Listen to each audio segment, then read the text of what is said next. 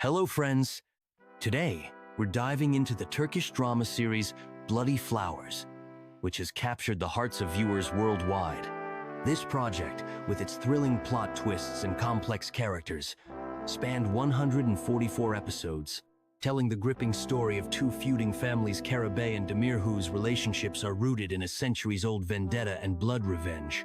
The plot centers on Baran Karabey, played by Barıs Baktas, who is determined to stop the long-standing conflict and is willing to sacrifice his freedom by marrying Dilan Demir, played by Yagmur Yuksel, the daughter of the powerful family patriarch Seyit Demir, Hasan Baktas.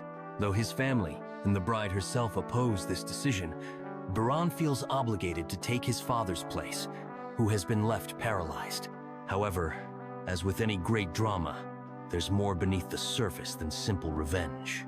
The kidnapping sparks outrage, and the consequences quickly escalate. Seyit Demir, upon learning that his daughter has been taken, ends up in the hospital. Baran's ex-girlfriend Derya also enters the scene, determined to win back his heart by any means. Soon, it becomes clear that Baran's actions will lead to even more tragic events, affecting not only him, but also his family. The series weaves together themes of relationships, revenge, redemption, and tragedy, including the death of Baran's mother and his father's disability.